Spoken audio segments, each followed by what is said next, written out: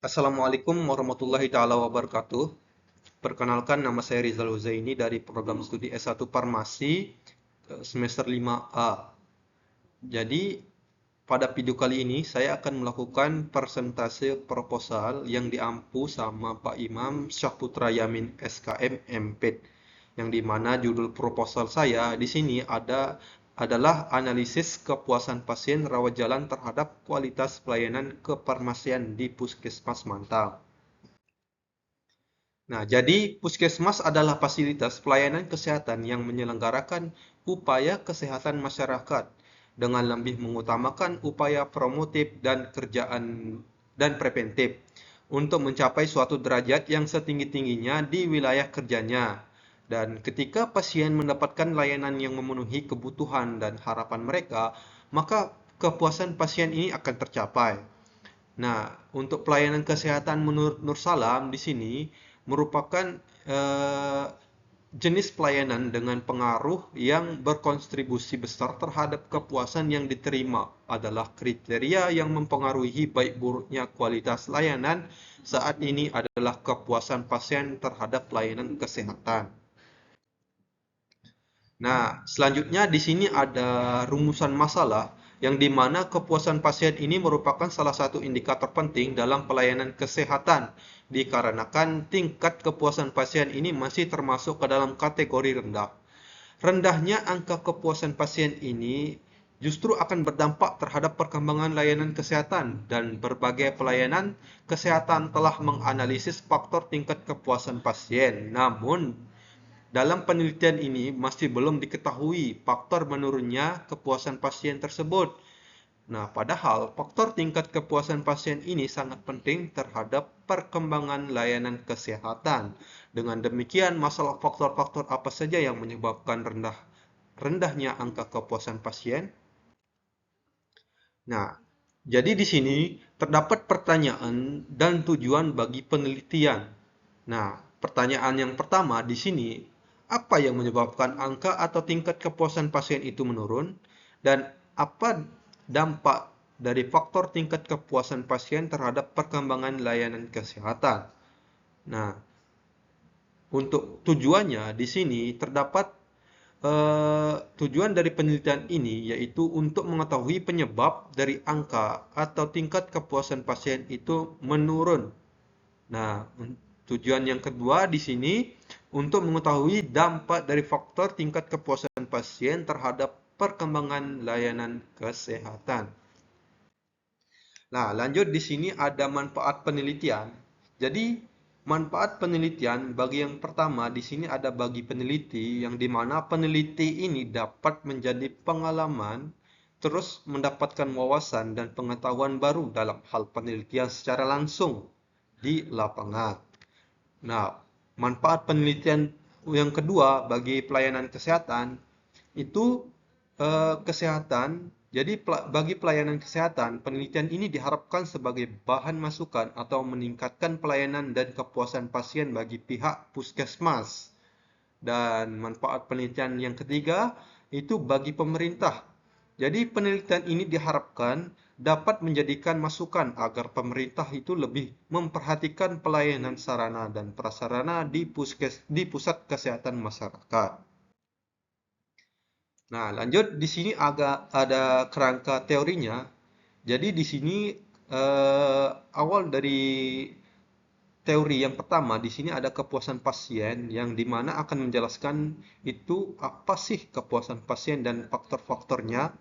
Terus dilanjutkan dengan kualitas pelayanan kefarmasian, faktor-faktor yang mempengaruhi kepuasan pasien dan metode penelitian. Dan ada juga teori kepuasan pelanggan, ada dampak kepuasan pasien dan ruang lingkup untuk bagi peneliti. Dan selanjutnya di sini ada kerangka konsep yang dimana yang pertama itu ada kualitas pelayanan, terus serkual, terus faktor-faktor yang mempengaruhi kepuasan pasien, terus ruang lingkup sama kepuasan pasien itu sendiri. Dan selanjutnya di sini ada hipotesis.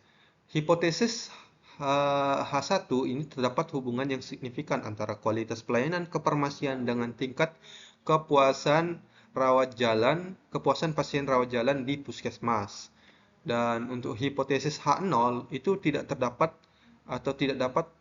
terdapat hubungan yang signifikan ya antara kualitas pelayanan kefarmasian dengan tingkat kepuasan pasien rawat jalan di puskesmas.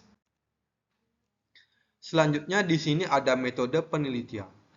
Jadi metode penelitian ini menggunakan metode kuantitatif deskriptif, yang dimana kuantitatif deskriptif ini bertujuan untuk mengukur tingkat kepuasan pasien dan bertujuan untuk mengukur tingkat kepuasan dan menggambarkan hasil pengukuran tersebut dalam bentuk angka atau persentase.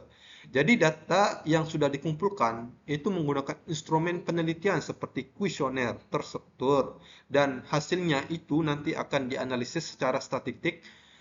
Berdasarkan penelitian ini akan dilakukan di Puskesmas Mantang pada bulan Desember 2024 sampai Februari tahun 2025. Nah, selanjutnya di sini untuk penentuan populasi. Jadi populasi dalam penelitian ini adalah seluruh pasien rawat jalan yang menerima pelayanan kefarmasian di Puskesmas Mantang. Berdasarkan data keseluruhan di Kecamatan Batu Kliang, itu jumlah penduduk yang terdata di Desa Mantang adalah sekitar 10.176 orang atau penduduk. Dan untuk penentuan sampelnya, jadi sampel dalam penelitian ini itu berjumlah 385 sampel yang bakalan diambil dari jumlah penduduk tadi yang berada di Desa Mantang yang sudah terdata di kelurahan dan kecamatan atau Kecamatan Batu Kliang. Selanjutnya di sini ada teknik sampling yang dimana teknik sampling yang digunakan itu berupa simple random sampling. Nah, jika seluruh pasien ini memiliki peluang yang bakalan dipilih. Dan untuk kriteria inklusi, jadi yang termasuk dalam kriteria inklusi ini yang pertama itu ada pasien rawat jalan yang menerima pelayanan kefarmasian di Puskesmas Mantang. Dan tentunya umur pasien itu harus minimal 18 tahun dan pasien itu juga harus bersedia mengisi kuesioner dan memberikan informasi terkait pelayanan. Dan untuk kriteria eksklusi, jadi di sini pasien yang tidak bersedia mengisi kuesioner yang telah diarahkan atau yang telah diberikan. Dan tentunya untuk kriteria dari eksklusi ini pasiennya itu harus pasiennya itu yang memiliki keterbatasan dalam berkomunikasi atau bisa dibilang memiliki gangguan berbicara. Dan untuk penyusunan definisi operasional, di sini ada variabel yang dimana variabel pertama itu ada kepuasan pasien, ya. Di sini untuk operasionalnya tingkat kenyamanan dan penerimaan pasien terhadap pelayanan kefarmasian di puskesmas dengan indikator kesopanan petugas pelayanan kesehatan, terus kecepatan pelayanan kefarmasian dengan skala pengukur Likert 1 sampai 5, sangat tidak puas sampai sangat puas. Terus variabel yang kedua, di sini ada kualitas pelayanan kefarmasian. Ya, yang dimana definisi operasional dari kualitas pelayanan kefarmasian ini adalah tingkat mutu pelayanan kefarmasian yang diberikan sesuai dengan standar pelayanan kefarmasian di puskesmas. Dan indikator dari kualitas pelayanan kefarmasian ini yang dimana kecepatan dalam pelayanan pemberian obat dan kelengkapan penjelasan obat. Dan untuk skala pengukurnya itu sama, yaitu Likert 1 sampai 5. Dan untuk variabel yang ketiga di sini ada pasien rawat jalan, yang dimana definisi operasionalnya itu pasien yang datang ke puskesmas untuk mendapatkan pelayanan medis tanpa harus menginap. Jadi pasien yang telah menjalani pemeriksaan akan dipoli dan akan mengambil obat di farmasi. Dan untuk skala pengukurnya itu ialah kriteria dalam pasien rawat jalan. Selanjutnya di sini ada alur dari penelitian, yang dimana yang pertama itu ada identifikasi masalah, terus yang kedua perumusan masalah, terus yang ketiga penelitian, dan yang keempat studi literatur, terus penyusunan instrumen, pengambilan sampel, pengumpulan data, analisis data, interpretasi dan pembahasan, sama kesimpulan dan saran. Untuk teknik pengumpulan datanya, di sini saya menggunakan data primer, yang dimana data ini diperoleh langsung dari pasien rawat jalan yang telah mendapatkan pelayanan kefarmasian di Puskesmas Matang dengan cara penyebaran kuesioner dan wawancara secara opsional. Ya. Terus untuk pengumpulan data yang kedua, di sini saya pakai data sekunder, yang dimana data pendukung yang diperoleh dari dokumentasi di Puskesmas Mantang seperti laporan kunjungan pasien atau laporan pelayanan kefarmasian dan literatur yang sangat relevan. Selanjutnya di sini ada instrumen, yang dimana kuesioner yang disusun berdasarkan indikator dari variabel kepuasan pasien dan kualitas pelayanan kefarmasian, dan setiap pertanyaan itu akan menggunakan skala Likert 1 sampai 5 dengan keterangan yang pertama ya sangat tidak puas, terus kedua tidak puas, ketiga itu cukup puas, dan keempat sangat puas, dan kelima itu sangat puas ya. Sorry. Dan di sini ada teknik analisis data.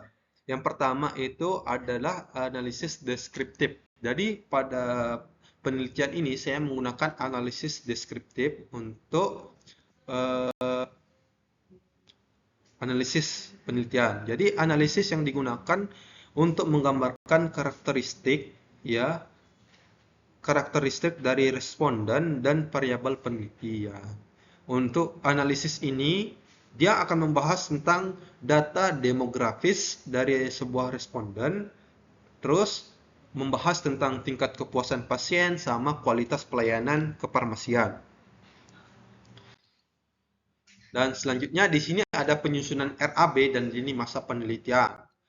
Untuk tabel RAB-nya di sini ya ada sekitar 6 lah ya kegiatan. Di sini yang pertama ada kuesioner dan alat tulis. Di sini jumlahnya itu ada 100 dengan satuan lembar. Lembar persatuannya itu sekitar 2000-an, dan untuk totalnya di sini ada Rp200.000. Untuk pencetakan proposal dan laporannya itu jumlahnya ada 3 dengan satuan eksemplar, dengan lembar persatuannya itu Rp50.000. Untuk total dari biayanya itu sekitar Rp500.000. Belum lagi transportasi yang bakalan kita gunakan dengan jumlah 5 ya. Terus untuk satuannya itu kali dengan lembar persatuannya itu Rp100.000, dengan total biaya di sini ada sekitar Rp500.000. Dan yang keempat di sini ada biaya komunikasi dan internet. Itu jumlahnya itu ada satu, yang satuannya itu paket, dan lembar persatuannya itu berupa uang Rp200.000, dengan total biayanya itu Rp200.000. Belum lagi administrasi, izin dan komunikasi dan konsumsi itu jumlahnya satu, dengan satuannya itu satu paket, dan lembar persatuannya itu sekitar 300 dengan jumlahnya itu 300, dan cadangan biaya sekitar 195.000 rupiah. Nah, di sini selanjutnya di sini ada tabel ini masa penelitian, yang dimana tahap dari kegiatan yang pertama sampai lama waktu dan waktu pelaksanaan. Di sini yang pertama itu membuat proposal selama 2 minggu. Terus waktu pelaksanaannya itu minggu pertama sampai minggu kedua. Belum lagi yang kedua mengurus izin penelitian, itu lama waktu yang dibutuhkan itu sekitar 1 minggu. dan waktu pelaksanaan itu minggu yang ketiga. Dan tahap kegiatan yang ketiga itu di sini membuat kuesioner selama 1 minggu. Waktu pelaksanaannya itu juga minggu keempat. Belum lagi mengumpulkan data di puskesmas selama 2 minggu, yang dimana waktu pelaksanaannya itu minggu kelima sampai minggu keenam. Terus yang kelima, di sini ada mengelola dan menganalisis data, yang dimana membutuhkan lama waktu di sini sekitar 2 minggu, yang dimana waktu pelaksanaannya itu minggu ketujuh sampai minggu ke-8. Yang keenam, terus di sini ada penulisan laporan hasil penelitian. Yaitu lama waktu yang kita butuhkan atau saya butuhkan itu sekitar 2 minggu. Terus waktu pelaksanaan sekitar minggu ke-9 sampai minggu ke-10. Dan tahap kegiatan yang terakhir di sini melakukan revisi laporan dan presentasi hasil dari penelitian, yang dimana membutuhkan waktu sekitar 2 minggu, dan waktu pelaksanaannya itu di minggu ke-11 dan minggu ke-12. Ya, jadi sekian eh, presentasi proposal dari saya. Kurang lebihnya mohon dimaafkan. Wabillahi taufiq wal hidayah. Wassalamualaikum warahmatullahi taala wabarakatuh.